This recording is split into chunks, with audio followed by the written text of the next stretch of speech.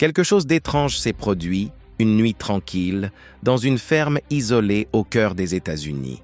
Un agriculteur, en patrouillant ses champs de maïs, aperçoit des lumières au loin. Une voiture stationnée, vide, des lampes torches qui dansent entre les épis.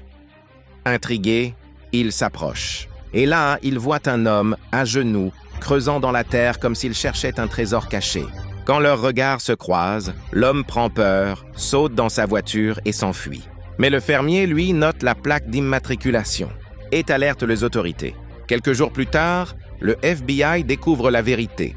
La voiture avait été louée par un scientifique chinois, Mo Yilong, accusé d'espionnage industriel. Sa mission ? Voler des semences génétiquement modifiées appartenant à des géants américains comme Monsanto et DuPont pour les envoyer en Chine. Derrière ce simple vol de graines se cache en réalité un jeu de pouvoir mondial. Car pour Pékin, les semences, c'est bien plus que de la biologie. C'est une arme, une question de survie nationale. La Chine aujourd'hui n'est plus un pays pauvre, c'est une puissance économique avec plus de 400 millions de personnes appartenant à la classe moyenne. Une population qui veut mieux manger, plus de viande, plus de protéines. Mais il y a un problème. La Chine ne possède que 9% des terres arables de la planète et à peine 6% des ressources en eau douce. Pourtant, elle abrite 20% de la population mondiale. Résultat, elle importe chaque année plus de 120 millions de tonnes de céréales. Et qui contrôle ces importations? Les États-Unis. Une dépendance alimentaire qui effraie le Parti communiste. Parce qu'en Chine, la nourriture, c'est politique. Le souvenir de la grande famine des années 1950, qui a tué des dizaines de millions de personnes, hante toujours la mémoire collective. Pékin a tiré une leçon. Plus jamais de famine, plus jamais de dépendance. Alors, plutôt que de voler des graines une à une, la Chine a décidé d'acheter l'usine tout entière. En 2017, elle rachète pour 43 milliards de dollars la société suisse Syngenta, leader mondial des semences et produits phytosanitaires. Officiellement, c'est un simple investissement. En réalité, c'est une révolution silencieuse. Grâce à Syngenta, la Chine met la main sur des décennies de recherche, des milliers de brevets et les technologies de semences les plus avancées au monde. Des graines capables de pousser avec moins d'eau, de résister aux parasites et de produire jusqu'à 20% de rendement en plus. Et ce n'est pas qu'une question agricole, c'est une stratégie géopolitique. Car contrôler la graine, c'est contrôler la nourriture.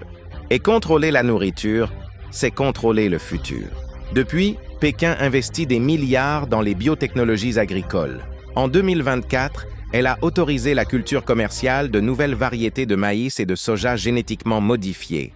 L'objectif est clair, que 30% des récoltes chinoises soient issues de semences OGM d'ici 2030. Mais tout n'est pas gagné. La population reste méfiante.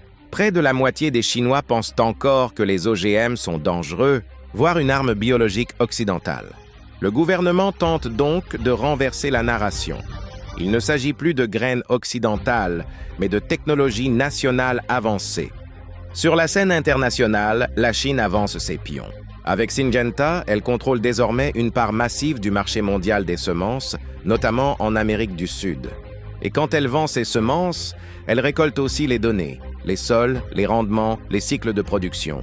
En d'autres termes, elle ne vend pas seulement des graines, elle tisse un réseau mondial d'influence agricole.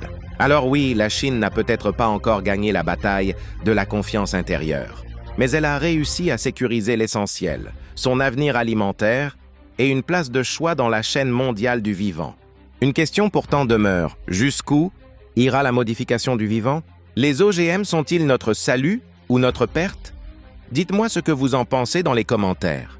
Et souvenez-vous, celui qui contrôle la graine contrôle le monde. C'était incroyable. À très vite pour une nouvelle histoire du pouvoir invisible.